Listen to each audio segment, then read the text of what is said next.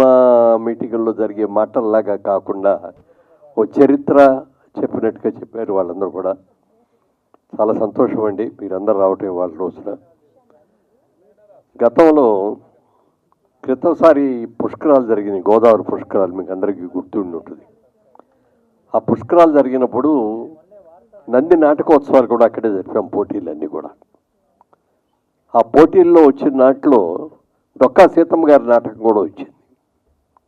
ఆ నాటకానికి best production, best actress, best actor కూడా దానికి అవార్డ్స్ వచ్చినాయి.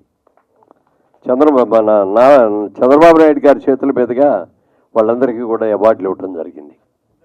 అలాగే ఈ సినిమా కూడా ఆర్థికంగా అలాగే అవార్డ్స్ పరంగా అన్నీ రావాలని మనస్ఫూర్తిగా కోరుకుంటున్నాను. ఎందుకంటే మామూలుగా ఎన్నో సినిమాలు చూస్తాం, ఎన్నో కథలు చూస్తాం, కానీ ఇవన్నీ రియల్ స్టోరీ. ఇది ఒక మహాతల్లి, ఆవిడ అడిగిన వాళ్ళకి అందరికీ కూడా ఆకలి అని అన్నమాట రాకుండా ఇంటికి వచ్చిన ప్రతి ఒక్కరికి కూడా పంచభక్ష ప్రాణాలు చేసి పెట్టిన గొప్ప వ్యక్తి ఆవిడ.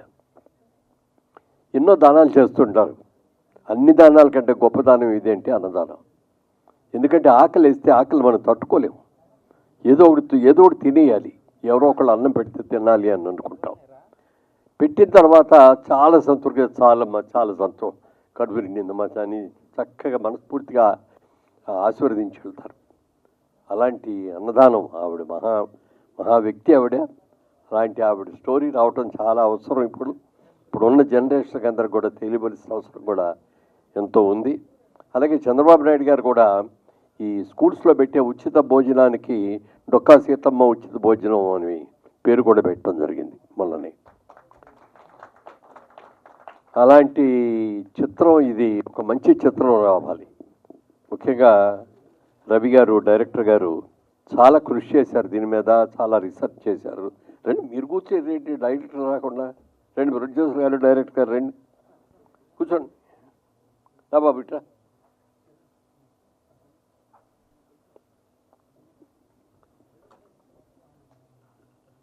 సో యంగ్స్టర్స్ అందరూ కూడా, నిర్మాత యంగ్స్టర్రే, డైరెక్టర్ యంగ్స్టర్రే, మరి మా పక్కింటి అమ్మాయి యంగ్స్టర్రే, కార్తిక్ గారు. ఓకే, యా, అవునండి. అలాగే కెమెరామెన్ గారు కూడా రండి అమ్మా.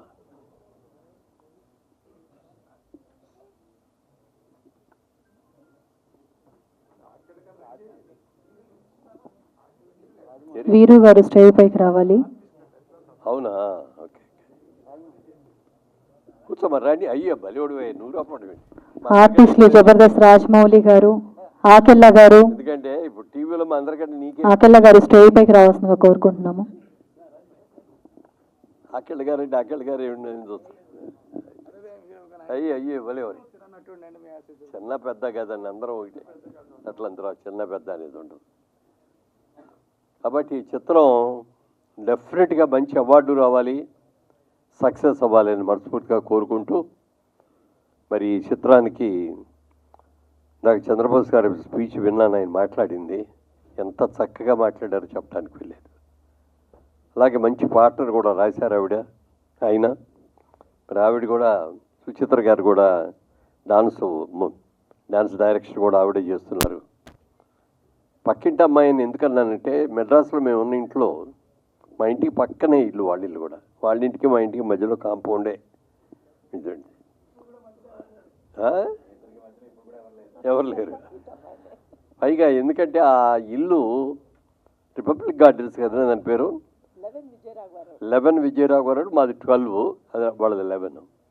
దాంట్లో ఎస్వి రంగారావు గారు అక్కడే ఉన్నారు, ఎన్టీ రామారావు గారు ఆ ఇంట్లో ఉన్నారు, తాజం ప్రకాశ్రావు గారు ఆ ఇంట్లో ఉన్నారు, చిరంజీవి గారిని అప్పుడే చెప్పకూడదని నేను ఆఖరిని చెప్దాం అనుకుంటున్నా. అందుకని మహామహులందరూ కూడా ఉన్న ఆ ఇంట్లో వీళ్ళు కింద పోర్షన్లో ఉండేవారు, పై పోర్షన్లో చిరంజీవి గారు, మరి హరిప్రసాద్ గారు, సుధాకర్ గారు, రాజారెడ్డి, వీళ్ళందరూ పైన రూములో ఉండేవారు, వీళ్ళు కింద పోర్షన్ ఉండేది, మాది పక్కిల్లు. బిఎస్ సుబ్బారావు గారు కూడా మా ఇంట్లోనే అవుట్ హౌస్లో ఉండేవారు, ఆయన కూడా. అలాంటి పేరున్న ప్రదేశం అది. మేము ఆర్టిస్టులుగా ప్రజలకి అందరికీ కూడా పరిచయం అయింది కూడా అక్కడి నుంచే. మేము కొనుక్కున్న మొట్టమొదటి ఇల్లు కూడా ఆ ఇల్లే అది. అందుకని దాన్ని మర్చిపోలేము. ఇంకొక చిన్న ఇన్సిడెంట్ అంటే దీనికి సంబంధించింది కాదు సినిమాకి. ఆ రోజుల్లో వాయిస్ కొంచెం పీల వాయిస్గా ఉండేది, నాకు బేస్ వాయిస్ ఉండేది కాదు. అప్పుడు ఎవరో చెప్పారు, రోజు ప్రాక్టీస్ చేయండి, శ్రీకిషోర్కి వెళ్ళి రోజు పొద్దున్నే ఇది చేయండి అన్నారు. అది ఎట్లా కుదిరే పని కదా, కుదరలా. రోజు పూజ చేసుకోవటం అలవాటు నాకు. అందుకని ఆ పూజ చేసుకునేటప్పుడు బాగా దగ్గరగా మాట్లాడుతూ పూజ చేయండి, మంత్రాలు చదవండి అని అన్నారు. ఇది బాగుందండి, 2 విధాలుగా కూడా కలిసి వస్తుంది అని చెప్పి బాగా మంచి వాయిస్ తోటి చేసుకునేవాడిని. ఒక రోజున వీళ్ళ అమ్మగారు వాళ్ళ నాన్నగారు బయటికి వెళ్ళి వస్తా అంటే, చూడవయ్యా సిగ్గులేదు, పక్కన ఆయన చూడు, పొద్దున్నే లేచి ఎంత చక్కగా పూజ చేసుకుంటావు, మంత్రాలు చేసుకుంటావు, ఊరంతా తిరిగి వచ్చావు అని చెప్పి మర్నాడు వచ్చి ఆయన అన్నాడు, ఏంటయ్యా నన్ను తిట్టించావు మా ఆవిడతోటి అని. అలా ఆయన కూడా మ్యూజిక్ డైరెక్టర్ అండి. అట్లాగే అలాంటి చాలా గొప్పది. ఆమని గారికి ఈ వేషం రావడం కూడా ఒక ప్రత్యేకత అండి. చాలా మంచి ఆర్టిస్ట్ ఆవిడ. హీరోయిన్గా ఎన్నో మంచి సినిమాల్లో చేసింది. ఇప్పుడు సీరియల్ ఒకటి వస్తుంది, మీరు అందులో చాలామంది చూస్తూ ఉండి ఉంటారు. అసలు ఎన్ని రకాల యాక్షన్స్ చేస్తారు అందులో, సీరియస్ కానీ, కామెడీ కానీ, సెంటిమెంట్ కానీ చాలా బాగా చేస్తుంది. ఈ క్యారెక్టర్కి యాప్ట్, 100% యాప్ట్ ఈ క్యారెక్టర్కి మాత్రం. అది డెఫినెట్గా అమ్మాయికి నేషనల్ అవార్డుగా రావాలని కూడా మనస్ఫూర్తిగా కోరుకుంటూ, ఈ సినిమా ప్రతి ఒక్కళ్ళు కూడా, ప్రతి తెలుగువాడు కూడా ఒకసారి చూడండి. మన చరిత్ర ఇది, మన చరిత్రలో వచ్చింది డొక్కా సీతమ్మ గారు. అబ్బో, ఆ రోజుల్లో ఇంత గొప్ప ఆవిడ పుట్టిన ఆంధ్రదేశంలో మనం పుట్టామని చెప్పి మనందరం కూడా గర్వపడే రీతిలో ఉంటుంది. తప్పకుండా చూడాలి మనస్ఫూర్తిగా కోరుకుంటూ, ఈ ప్రయత్నంలో మరి నిర్మాతలకి, దర్శకులు గారికి, మిగిలిన సాంకేతిక నిపుణులకి అందరికీ కూడా నేను మనస్ఫూర్తిగా అభినందనలు తెలుపుతున్నా. డెఫినెట్గా you will be very successful.